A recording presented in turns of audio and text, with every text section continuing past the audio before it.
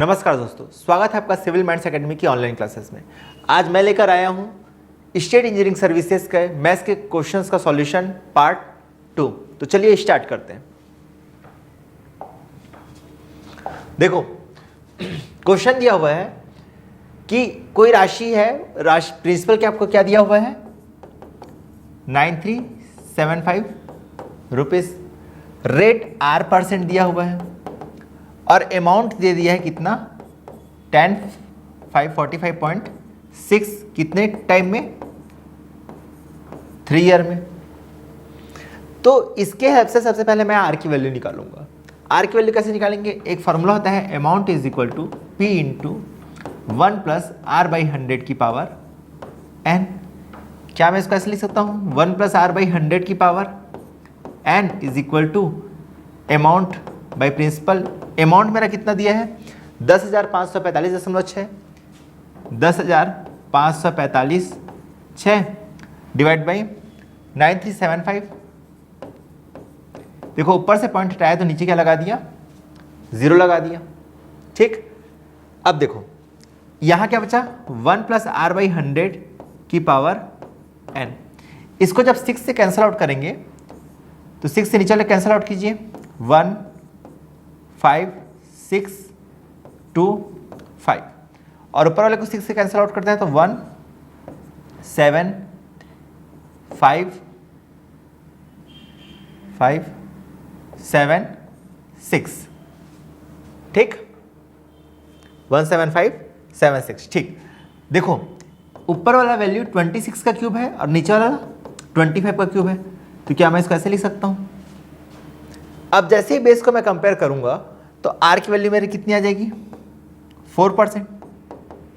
यहां तक समझ आया कि नहीं आया? अब आर की वैल्यू में क्या निकाल लिया आर इज इक्वल टू 4%। तो चलो अब नेक्स्ट पार्ट इसका सॉल्व करते हैं। अब बोला है कि 9375 पे ही आर प्लस 3% यानी R is equal to 4% plus 3 यानी 7% की रेट से 3 साल का सिंपल इंटरेस्ट कितना होगा। सॉल्व करते हैं इसको। 25 से कितने टाइम में जाएगा 4 टाइम्स में।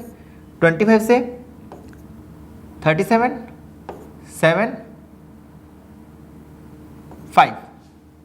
ओके, क्या बचा 375 इंटू 21 डिवाइड बाई 4। इस वैल्यू को सॉल्व करेंगे तो हम लोग को क्या मिल जाएगा आंसर मिल जाएगा। इसको सॉल्व करने से आता है आपका ऑप्शन ए 1968.75 रुपए। तो इस क्वेश्चन के लिए आपका आंसर हो जाएगा ऑप्शन ए। ठीक है, आगे बढ़ते हैं। देखिए क्या बोला है, किसी वस्तु को उसके विक्रय मूल्य के 11/16 पे बेचने पर एक व्यक्ति को 12% का क्या होता है नुकसान होता है। मैं मान लिया कि उसका जो विक्रय मूल्य है वो कितना है, सेलिंग प्राइस कितना है 16 है, लेकिन वो 11/16 पे बेच रहा है। मतलब बेच कितने पे रहा है अभी, ये एक्चुअल है, एक्चुअल सेलिंग प्राइस कितना है 16 है, लेकिन बेच कितना रहा है 11 में बेच रहे हैं। 11/16 में 16 का 11/16 कितना हो जाएगा 11 हो जाएगा। एक व्यक्ति को 12% का नुकसान होता है, 11 में बेचने पे 12% का नुकसान होता है। मतलब यहां से इसका कॉस्ट प्राइस निकाल लूंगा डिवाइड बाई 88 यानी 100/8 12.5 हो जाएगा कॉस्ट प्राइस। अब आगे क्या बोलते हैं, यदि वह उसके वास्तविक क्रय मूल्य क्या है 16 के 92.5% पर बेचता, यानी अब सेलिंग प्राइस क्या बोल रहे हैं 16 का 92.5%। तो सेलिंग प्राइस निकाल लेता हूं, कितना हो जाएगा इसका 0। ये कितने बार में जाएगा 37 है इसमें, ये 40 4 से 10 और 4 यानी लगभग ये आएगा 14.8। ठीक है, यानी 14.8 में यदि वो बेचता तो उसको क्या होता, तो लाभ प्रतिशत क्या होता। तो देखो भाई, इसका कॉस्ट प्राइस कितना है 12.5 है और कितने में बेच रहे हैं 14.8 में बेच रहे हैं, यानी लाभ होगा कितने का 2.3 का लाभ होगा। कितने में 12.5 में मल्टीप्लाई बाई 100। पॉइंट से पॉइंट कैंसिल हुआ 4 बार में 5 बार में, तो ये कितना हो जाएगा 92/5। तो इसका आंसर आ जाएगा 108.8। सॉरी 118.4। तो आपका ऑप्शन हो जाएगा ऑप्शन डी। क्लियर? चलिए नेक्स्ट क्वेश्चन में चलते हैं। क्या बोलता है 12 लीटर और 8 लीटर की क्षमता वाले दो पात्रों में अलग अलग सांद्रता के एसिड है, प्रत्येक बर्तन से समान मात्रा में मिश्रण निकाला जाता है। देखो दो बर्तन है आपका, एक में 12 लीटर, एक में है 8 लीटर, अलग अलग मात्रा में एसिड और मिक्सचर है एसिड का, ठीक है। यदि किसी एक बर्तन में से कुछ मात्रा निकाल के दूसरे बर्तन में और दूसरे से सेम अमाउंट में पहले बर्तन में डालते हैं तो दोनों में एसिड की जो सांद्रता है वो क्या हो जाती है, समान हो जाती है। तो वो जो समान मात्रा निकाले वो क्या है, तो मैं मान लेता हूं भाई, देखो इसमें इस क्वेश्चन को सॉल्व करने का तरीका ये होता है कि पहले मान लो कि भाई ये जो 12 लीटर वाला है उसमें 100% क्या है, एसिड है, और जो अदर एलिमेंट है उसको मान लेते हैं हम वाटर है मान लेते हैं, और इसमें 100% क्या है, वाटर है, ऐसा हम लोग मान लिए। अब बोलते हैं कि यहां से x लीटर निकाल के इसमें डाल रहे हैं और यहां से x लीटर निकाल के हम लोग क्या डाल रहे हैं, इसमें डाल रहे हैं। अब क्या होगा, जैसे ही समान मात्रा निकाल के हम एक बर्तन से दूसरे बर्तन में डालेंगे और दूसरे बर्तन से पहले बर्तन में डालेंगे, तो देखो इसमें पूरा एसिड था, उससे x निकाल के इसमें डाल दिए, तो अब इसमें एसिड की मात्रा क्या हो गई, x, क्योंकि x लीटर एसिड निकाल के बर्तन दूसरे बर्तन में डाल दिए तो एसिड की मात्रा क्या हो गई, x। इसमें 12 लीटर एसिड था, x लीटर निकाल दिए तो अब एसिड की मात्रा क्या बचा, 12 माइनस x। तो एसिड की सांद्रता क्या हो जाएगी, देखो 12 माइनस x, और बर्तन में कितना लीटर मतलब मिक्सचर है, 12 लीटर, और इसमें क्या हो जाएगी x, कितना लीटर मिक्सचर है, 8 लीटर। अब क्वेश्चन बोल रहा है कि ऐसा करने से दोनों की सांद्रता क्या हो जाती है, आपस में बराबर हो जाती है। अब इसको सॉल्व करना है और x की वैल्यू मेरे को निकाल देना है, तो क्या होगा, 8 into 12 96 minus 8x is equal to 12x, तो 96 20x, x is equal to 96/20 यानी 4.8 लीटर। तो जो समान मात्रा हम लोग निकाले उसका मान क्या था, 4.8 लीटर। तो आपका ऑप्शन हो जाएगा ऑप्शन बी, 4.8 लीटर। ठीक है, अगले क्वेश्चन में चलते हैं।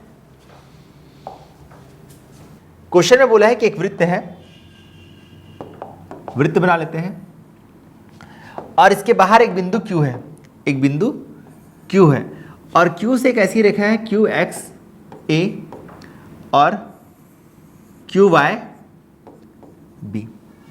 ठीक, आगे बोलता है कि वृत्त के दीर्घचाप की तरफ एक बिंदु R है।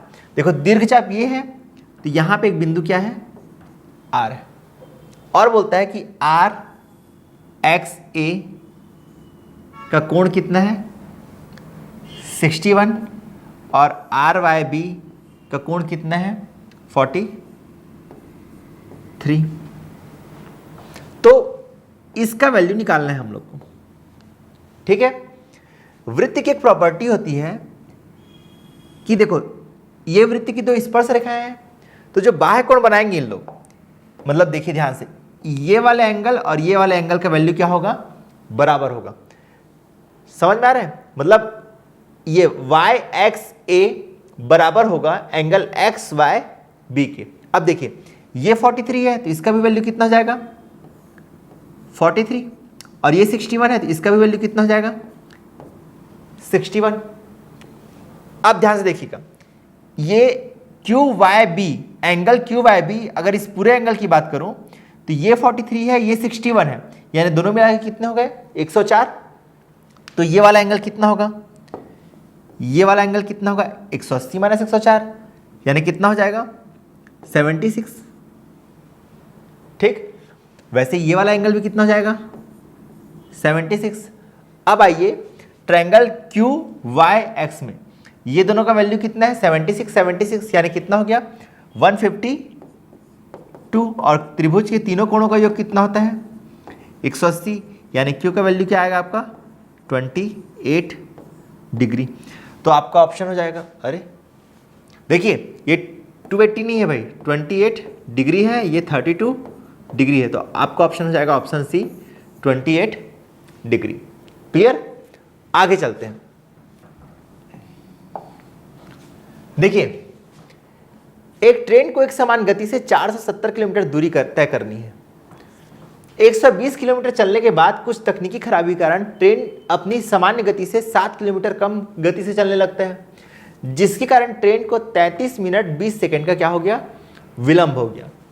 तो ट्रेन की सामान्य गति किलोमीटर प्रति घंटे में क्या है? ठीक, देखो किसमें पूछा है, किलोमीटर प्रति घंटे में गति को क्या पूछा है। अब ये टाइम हमको किस में दिया है, 33 मिनट 20 सेकंड। तो इसको मैं पूरा पहले आवर में चेंज कर लेता हूँ। 33 मिनट 20 सेकंड को सबसे पहले मैं सेकंड में चेंज करता हूँ, तो कितना हो जाएगा भाई, 33 मिनट इंटू 60, ये सेकंड हो गया, प्लस 20, तो ये वैल्यू हो जाएगा आपका यानी 2000 सेकंड। या 2000 सेकंड को क्या मैं लिख सकता हूँ, 2000 डिवाइड बाई 3600 आवर। ठीक है, अब टाइम मतलब मैं ये वैल्यू डालूंगा, ध्यान रखिएगा, 2000 डिवाइड बाई 3600 आवर। क्लियर? अब सॉल्व करते हैं क्वेश्चन को। देखिए 120 किलोमीटर तक तो ट्रेन उसी स्पीड से चला जिस स्पीड से पहले चलता था, लेकिन 120 किलोमीटर के बाद प्रॉब्लम हुआ ट्रेन में, जिससे वो अब उसकी स्पीड क्या हो गई, 7 किलोमीटर प्रति घंटे क्या हो गई, कम हो गई। बचा कितना किलोमीटर, बचा 350 किलोमीटर, यानी 470 चलना था, उसमें से 120 चल लिया, तो बचा कितना, 350 किलोमीटर। इसी के नाम से क्या हुआ, मेरे को लेट हुआ। देखो ये मैं मान लिया कि ट्रेन का जो एक्चुअल स्पीड है वो कितना है, x है, तो टाइम इज इक्वल टू क्या होता है, डिस्टेंस अपॉन स्पीड। डिस्टेंस कितना है, 350 अपॉन स्पीड में मान लिया, उसका ट्रेन का एक्चुअल स्पीड क्या है, x है।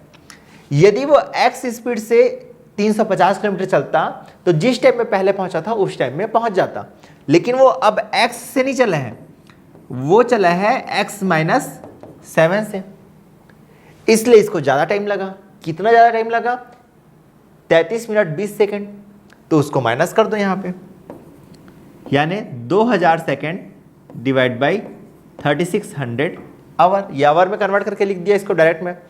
अब मेरे को इस इक्वेशन को सॉल्व करना है और x की वैल्यू को क्या करना है, निकालना है। तो देखो x की वैल्यू सॉल्व करते हैं। ये देखो 2 0 से 2 0 कैंसिल, 4 से 5 बार में जाएगा, 4 से 9 बार में जाएगा, तो ये क्या बच जाएगा, 5/9 इज इक्वल टू 350 को कॉमन ले लो, अंदर बचेगा 1 upon x minus 7 minus 1 upon x. यहाँ तक समझ में आया? इसको सॉल्व करते हैं। 350 इंटू एक्स माइनस यानी 7/x इंटू एक्स माइनस 7, ये वैल्यू आई। ठीक, इसको आगे सॉल्व करते हैं। क्या बचा था मेरा, 5/9, यहाँ कर देता हूँ। देखो 5/9 upon 350 into 7 upon x minus 7।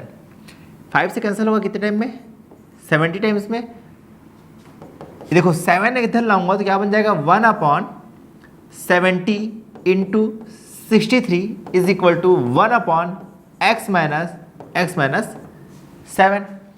अब देखिए ध्यान से, यहाँ है x इंटू एक्स माइनस 7, यहाँ है 70 इंटू 63, यानी x की वैल्यू क्या होगी, x की वैल्यू 70 होगी, तभी तो x माइनस 7 की वैल्यू क्या होगी, 63 होगी। यानी मेरा x का वैल्यू क्या आ गया, 70 किलोमीटर पर आवर। और यही मेरा क्या है, आंसर है। ट्रेन की सामान्य गति किलोमीटर प्रति घंटे में क्या है, तो आपका आंसर हो जाएगा 70 किलोमीटर पर आवर। ठीक है, अगले क्वेश्चन में चलते हैं। चलिए देखिए क्या बोलता है, एक बेलनाकार पेंसिल है, इस शेप का कुछ पेंसिल होगा, ठीक है, बिना नोक वाली बोले हैं, यानी ऐसा पेंसिल है जिसके बीच में क्या है, ग्रेफाइट है, और बाहर में क्या है, लकड़ी है। इस टाइप का कुछ पेंसिल होगा, यानी ये वाला जो येलो वाला पोर्शन है वो क्या है, लकड़ी है, ठीक है, और ये जो व्हाइट वाला पोर्शन है ये क्या है, मेरा ग्रेफाइट है। ठीक, और ग्रेफाइट और लकड़ी का क्या दे दिया है, कीमत दे दिया है आपको। तो पेंसिल का टोटल कॉस्ट हम लोग को क्या करना है, निकालना है। तो पेंसिल का टोटल कॉस्ट कितना होगा भाई, ग्रेफाइट का कॉस्ट प्लस लकड़ी का कॉस्ट, यही तो होगा। ठीक, ये मेरा क्या होगा टोटल कॉस्ट, और इसी की वैल्यू मेरे को क्या करना है, निकालना है। तो देखता हूँ ग्रेफाइट का कितना वॉल्यूम यूज हुआ। ये देखो ये सिलेंडर के शेप में है, सिलेंडर का वॉल्यूम क्या होता है पाई आर स्क्वायर एच, तो ग्रेफाइट के लिए क्या हो जाएगा पाई। देखो ग्रेफाइट की त्रिज्या क्या दी है यहाँ पे, ग्रेफाइट सिलेंडर की त्रिज्या 1 मिलीमीटर है, 1 मिलीमीटर है, यानी पाई एच और आर स्क्वायर। अब देखो मिलीमीटर को मैं सेंटीमीटर में कन्वर्ट कर रहा हूं क्योंकि मेरा जो कॉस्ट दिया है वो सेंटीमीटर में दिया हुआ है, ठीक है, पर सेंटीमीटर क्यूब दिया हुआ है। तो इसको मैं लिख दूँ 1 मिलीमीटर, लिख सकता हूँ 1/10 सेंटीमीटर का स्क्वायर। ये क्या आ गया मेरा वॉल्यूम आ गया, ठीक। लकड़ी का वॉल्यूम कितना होगा भाई पाई एच। अब देखिए लकड़ी की बाह्य त्रिज्या कितनी है 7 और आंतरिक त्रिज्या कितनी है 1, तो वॉल्यूम क्या हो जाएगा आर आउटर रेडियस का स्क्वायर माइनस इनर रेडियस का स्क्वायर। आउटर रेडियस कितना है 7/10 का स्क्वायर माइनस 1/10 का स्क्वायर। ये चीज समझ आया कि नहीं आया, ठीक।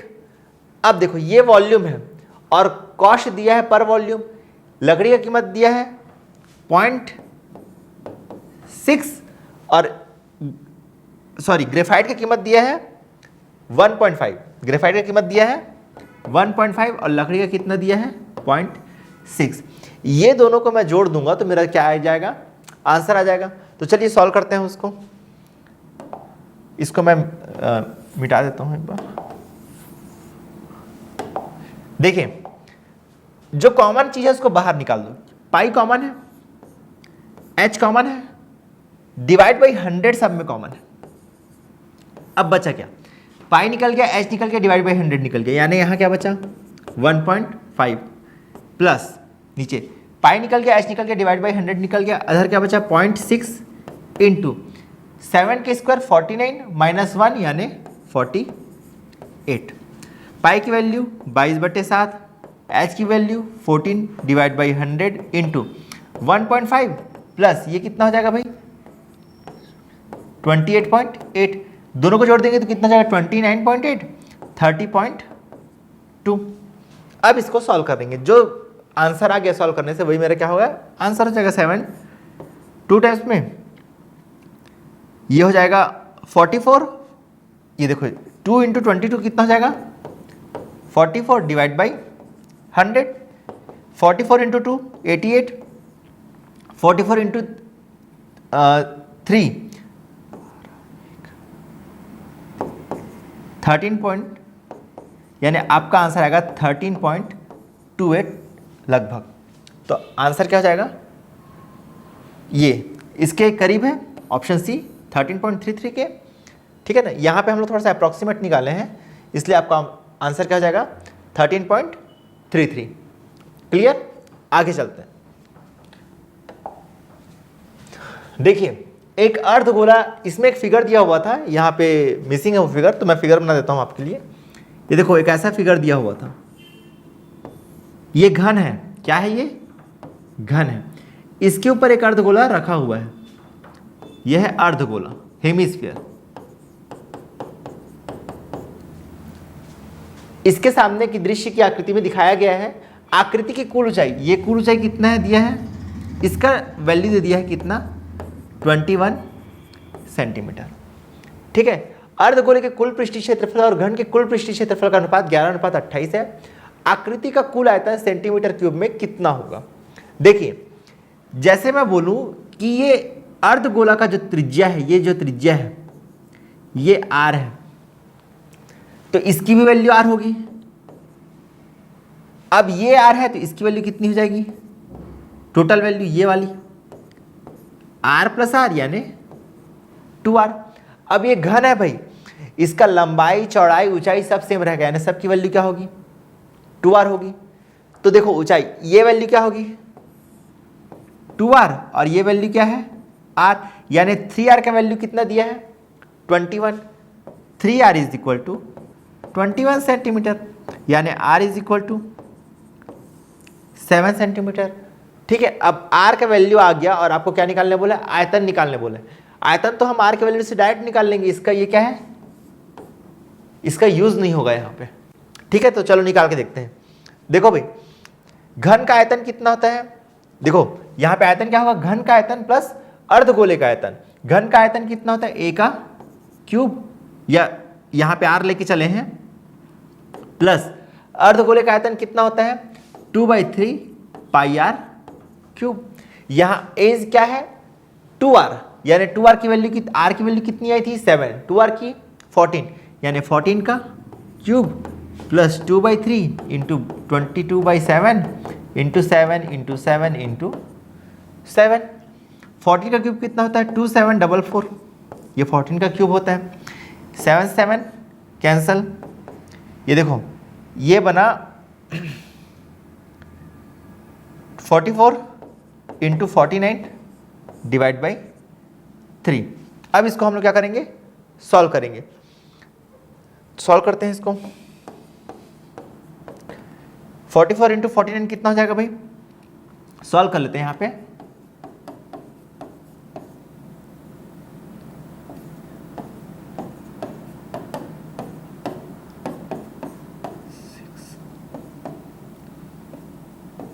टू 2156 डिवाइड बाई 3, तो इसकी वैल्यू होगी 718 के अप्रॉक्स होगी। तो 2744 में 718 जोड़ के देखते हैं क्या आता है, अप्रॉक्स आएगा 3462 के अप्रॉक्स आएगा। अच्छा देखिए ऑप्शन सी 3462.66 हमारा क्या हो जाएगा, आंसर हो जाएगा। ठीक है, अगले क्वेश्चन में चलते हैं। देखिए क्या बोला है, ए और बी एक नदी में दो बिंदु हैं। बिंदु x और y Sidhi Rekha A B को 3 बराबर भागों में बांटती है। एक नदी बना लेते हैं ए बी, एक नदी है ऐसा, इसमें ए और बी दो बिंदु है, ए और बी दो बिंदु है। आगे बोला है कि एक दो बिंदु और है x और y, ये x है और ये क्या है, y है। ये बिंदु क्या करता है, ए बी को 3 बराबर भागों में बांटता है। मैं बोला कि इतने का डिस्टेंस d है, ये भी डिस्टेंस d है और ये भी डिस्टेंस क्या है, d है। 3 बराबर भागों में बांट दिया। ठीक है, अब आगे बोलते हैं कि यदि नदी ए बी की दिशा में बहती है, मतलब नदी किस दिशा में बह रही है, ए बी की दिशा में बह रही है, ऐसे बह रही है भाई नदी। ठीक, ए बी की दिशा में बहती है और नाव द्वारा ए से y और b से y तक लिया गया समय का अनुपात दिया है कितना, 5/7। समय क्या होता है, time is equal to distance upon speed. आपको किसका अनुपात दिया है, ए से y और b से y। ठीक, ए से y का डिस्टेंस कितना है, देखो टाइम ए से y अपॉन टाइम b से y, इसका रेशियो कितना दे दिया है आपको, 5/7 दे दिया है। ठीक है, अब इसको रखते हैं, time is equal to distance upon speed. अब ध्यान देना, जब ए से y जाएगा, नाव जब ए से y जाएगा तो उसकी स्पीड अनुप्रवाह होगी, मतलब धारा की दिशा में होगी, यानी उसका स्पीड क्या हो जाएगा, ए से y के लिए बोट की स्पीड प्लस स्ट्रीम की स्पीड। और जब वो b से y आएगा तो धारा की विपरीत दिशा में गति करेगा, यानी यहां पे स्पीड क्या हो जाएगा, b माइनस एस। ये चीज समझ में आया। ठीक है, अब यहीं पे हम लोग वैल्यू को रखते हैं। देखिएगा a से y, यानी a से y का डिस्टेंस कितना है, 2d अपॉन स्पीड क्या है, b plus s upon b से y डिस्टेंस क्या है, d अपॉन स्पीड क्या है, b माइनस एस, और इसका वैल्यू कितना दे दिया है, 5/7। d से d कैंसल, इसको सॉल्व करते हैं, ये क्या हो जाएगा, 14 b minus s is equal to 5b plus s. ठीक, यहां पे सॉल्व कर देता हूं। देखिएगा ये 14b minus 14s is equal to 5b plus 5s। b वाले को b तरफ, ये हो जाएगा 9b और ये हो जाएगा 19s, यानी कि b अपॉन s की वैल्यू क्या हो जाएगी, 19/9। ठीक, लेकिन आपको निकालने क्या बोला है, नाव की अनुप्रवाह गति। अनुप्रवाह गति मतलब डाउन स्ट्रीम, धारा के दिशा में गति, यानी अनुप्रवाह गति b प्लस एस और नदी की धारा की गति यानी अपॉन एस, इसका वैल्यू निकालना है। b plus s upon S की वैल्यू आपको क्या करना है, निकालना है। हम क्या निकाले, b बाई एस की वैल्यू निकाले हैं। तो एक योगानुपात का नियम होता है, इसको क्या मैं ऐसे लिख सकता हूँ, b plus s upon s is equal to 19 plus 9 upon 9, ऐसे लिख सकते हैं। इसका वैल्यू कितना हो जाएगा, 28 अपॉन 9। तो हमारा आंसर क्या हो जाएगा, 28 अपॉन 9 के रेशियो में होगी। तो ऑप्शन सी हमारा क्या हो जाएगा, आंसर हो जाएगा। ठीक है, अगले क्वेश्चन में चलते हैं। सत्यम क्या है, रवि क्या से 45% अधिक है। मैं बोला रवि क्या है, कितना है, रवि क्या है, मान लो 100 है, तो सत्यम क्या है, कितनी हो जाएगी, 145 हो जाएगी। आगे बोलता है रतन क्या है, सत्यम और रवि की आय से 60% कम है। इसका कुल आय कितना है, सत्यम और रवि का 245। बोलता है रतन क्या है, सत्यम और रवि की कुल आय से 60% कम है, तो इससे 60% कम होगा, तो रतन का निकाल लेते हैं। 245 से 60% कम यानी 245 का कितना, 40%, 2 5 5 से जाएगा 4 बार में, 9 बार में, यानी कितना जाएगा 98, यानी रतन का कितना हो गया 98। अब बोलता है श्याम क्या है, रतन क्या से 20% ज़्यादा है, तो श्याम का निकाल लो। रतन का 98 है, तो 98 प्लस 20% ज़्यादा, 98 का 10%, 9.8, 20%,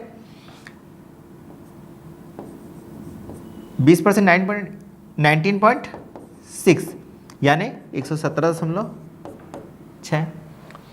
बोलता है कि यदि रवि और श्याम की आय में 15,400 का अंतर है, यहाँ क्या बोल रहा है 15,400 का अंतर है, लेकिन हम लोग को क्या दिख रहा है, रवि क्या कितना है 100 और श्याम क्या कितना है 117.6, यानी हम लोग को डिफरेंस कितना दिख रहा है 17.6 का, और वो किसके बराबर है 15,400 के। तो एक यूनिट का वैल्यू कितना होगा, ठीक है, तो एक यूनिट का वैल्यू कितना हो आया आप लोग का, ये आएगा 875। ठीक है, तो 98 यूनिट का वैल्यू कितना होगा, 875 इंटू 98। ठीक है, इसको सॉल्व कर लेंगे। 875 इंटू 100 कर लीजिए, कितना हो जाएगा 87500, 100 से मल्टीप्लाई करेंगे, यहाँ पे 98 है तो 875 का डबल करके उसको क्या कर दो, माइनस कर दो। तो 800 का डबल 1600 और 75 का डबल 150, यानी 1750 से क्या कर देंगे, माइनस कर देंगे। तो 0 से 0, 10 में 5 गया 5, 14 में 7, 5 8, 85 75 0, ये आपका क्या हो जाएगा, आंसर हो जाएगा। मतलब ऑप्शन बी आपका क्या हो जाएगा, आंसर हो जाएगा। ठीक है, चलते हैं अगले क्वेश्चन में। प्रथम 11 अविभाज्य संख्याओं का औसत। देखो प्रथम 11 अविभाज्य संख्या यानी प्राइम नंबर कौन कौन से हैं, 2 है, 3 है, 5 है, 7 है, 11 है, 13 है, 17 है, 19 है, 23 है, 27 है, सॉरी 27 नहीं है, 23 के बाद 29 है, 31 है, कितना हुआ 1 2 3 4 5 6 7 8 9 10 11 हो गया। ठीक है, इनका एवरेज निकालते हैं। देखो 2 3 5 5 5 10, ये कितना हो जाएगा 18, 13 17 कितना हो जाएगा 30। ठीक है, ये हो जाएगा आपका 60 और ये हो जाएगा आपका 3 12 42। ठीक, ये देखो 60 30 90 90 और 10 110, 90 और 10 100 100 110 118, 60 30 90 100 110 118 प्लस 42। ठीक, तो ये हो जाएगा टोटल 160, यानी प्रथम 11 प्राइम नंबर का योग कितना होता है 160 होता है। और इसका औसत निकालना है, डिवाइड बाई क्या करना पड़ेगा 11 करना पड़ेगा। मतलब प्रथम 11 प्राइम नंबर का औसत कितना है, ये वैल्यू आएगा। अब बोलता है कि प्रथम 15 सम प्राकृतिक संख्याओं के औसत से अनुपात क्या होगा। प्रथम 15 सम प्राकृतिक संख्या कौन कौन सी होगी भाई, 2 4 6 8 10 12 14, 16, 18, 20, 22, 24, 26, 28, 30, ये सब होगी। अब इनका औसत कैसे निकालेंगे कि जो भी क्रमागत संख्या होते हैं या ऐसी संख्या जिनके बीच में क्या है डिफरेंस सेम है, तो उसका जो मिडिल नंबर होता है वही मेरा क्या हो जाता है, उसका औसत हो जाता है। तो इसका मिडिल नंबर क्या है, 15 संख्या है, तो 7 पीछे है, 7 आगे होगा, जो 8वां नंबर होगा वही मेरा क्या हो जाएगा, एवरेज हो जाएगा। तो 8वां नंबर देख लीजिए, 3, 3, 6, 2, 8, यानी 8वां नंबर क्या है, 16, मतलब इसका एवरेज क्या हो जाएगा, 16। ठीक है, अब ये दोनों का अनुपात पूछा है, यानी कितना हो जाएगा, 160/11 इंटू 16, यानी 10/11। तो 10/11 आपका क्या हो जाएगा, आंसर हो जाएगा, यानी ऑप्शन डी ही क्या है हमारा आंसर है। ठीक, आगे बढ़ते हैं। देखिए, अर्नब, दीपक और सत्यजीत ने चुनाव लड़ा। कौन कौन ने, अर्नब, दीपक और सत्यजीत ने। अर्नब, दीपक और सत्यजीत ने चुनाव लड़ा। सभी वोट वैध थे, एक भी वोट क्या हुआ, इनवैलिड नहीं हुआ। अर्नब को कुल वोटों में से 33% वोट मिले, प्रत्येक 45 वोट में सत्यजीत को 19 वोट मिले। अर्नब को कितना वोट मिला, 33%, और 45 में से 19 वोट कितना किसको मिला, सत्यजीत को मिला। विजेता को सबसे कम वोट प्राप्त करने वाले व्यक्ति से इतने वोट अधिक मिले तो मतों की कुल संख्या ज्ञात कीजिए। मैं मान लिया भाई कि मतों की, देखो मतों की कुल संख्या क्या है, मैं मान लिया कि 4500 है, ऐसा मैं अज्यूम कर लिया। क्यों ऐसा अज्यूम किया, क्योंकि यहाँ पे 45 वोट में 19 वोट उसको सत्यजीत को मिला है। तो 45 में 19 मिलता है, तो 4500 में सत्यजीत को कितना मिलेगा, 1900 मिलेगा। ये डायरेक्ट मेरे को वैल्यू निकल गया। अब अर्नब को कितना मिल रहा है, 33%। 4500 का 33% निकालेंगे तो कितना आएगा भाई, 4500 का 33%। ठीक है, पहले 3 से गुणा कर दो तो 135, और फिर 11 से गुणा कर दो तो 5, 3, 8, 4, 1485। यार अर्नब को कितना मिला, 1485। देखिए 4500 में से 1900 और 1485 वोट मिल गया, टोटल कितना वोट मिल गया, इसमें जोड़ दीजिए 5, 8, यानी 3385 वोट किसी न किसी को मिल गया। बचा कितना वोट, तो यहाँ 15 वोट बचा, 3400 हो गया, और यहाँ 1100 बचा। यानी जो दीपक है उसको कितना वोट मिले, 1115 वोट मिला। यहाँ तक समझ में आया कि नहीं है। आगे बोलते हैं कि विजेता, विजेता कौन है, ये 1900 वोट वाला, यानी सत्यजीत ही क्या है हमारा विजेता है। विजेता को सबसे कम वोट प्राप्त करने वाले व्यक्ति से इतने वोट अधिक मिले। सबसे कम वोट किसने प्राप्त किया, दीपक ने। तो दीपक से सत्यजीत को कितने वोट अधिक मिले, देखो ये बचा 85, 785 वोट अधिक मिले। और इस 785 की वैल्यू यहाँ पे क्या दिया है, 5495, यानी 785 बराबर है 5495 के। तो अब क्या निकाल, मतों की कुल संख्या निकालना है, 4500 किसके बराबर होगा, तो 5495 इंटू 4500 डिवाइड बाई 785। ठीक है, इसको सॉल्व करेंगे, किससे कैंसिल हो जाएगा, सबसे पहले 5 से ही कैंसिल करके देखते हैं।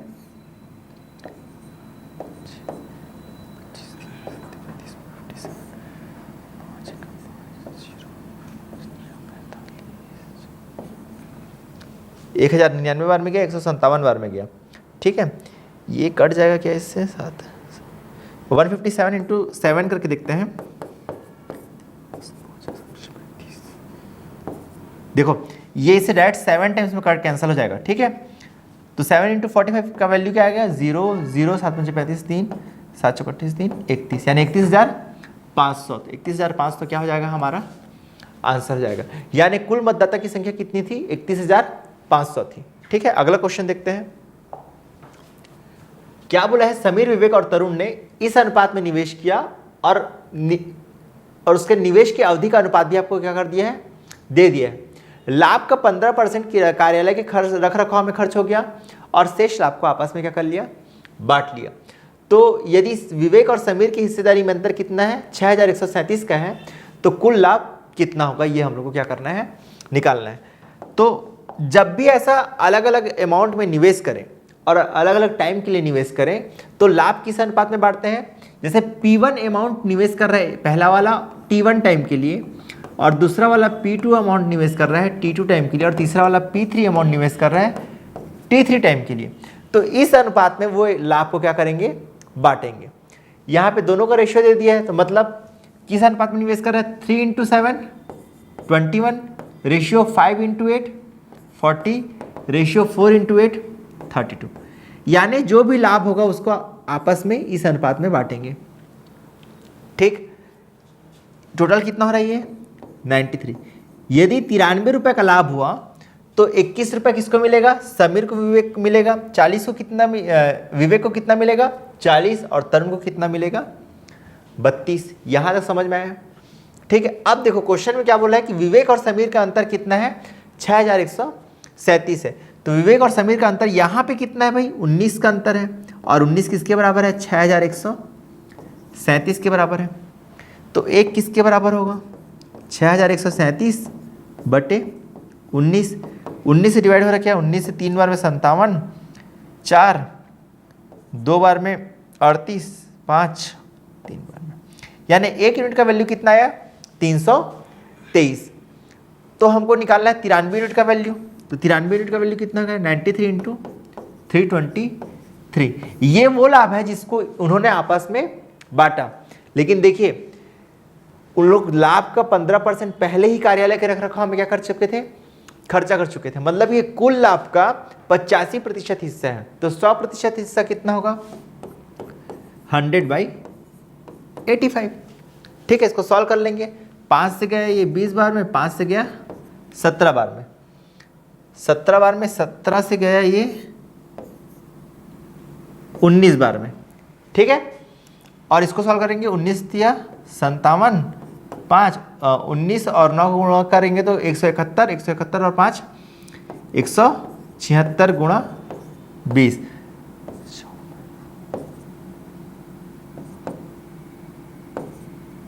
35,340 रुपीज़। यानी ऑप्शन बी आपका क्या होगा आंसर। इसी तरह हमने SCS के एग्जाम के जो प्योर मैथ्स के क्वेश्चन थे वो हमने क्या कर लिए, सॉल्व कर लिए। इसमें कुछ क्वेश्चन मैंने छोड़े हैं जो डाटा इंटरप्रिटेशन के हैं। ठीक है, तो इसी तरह आप हमारे साथ ऑनलाइन के माध्यम से जुड़े रहिए। मैं इसी तरह आपके लिए उपयोगी वीडियो लेकर आते रहूँगा। धन्यवाद।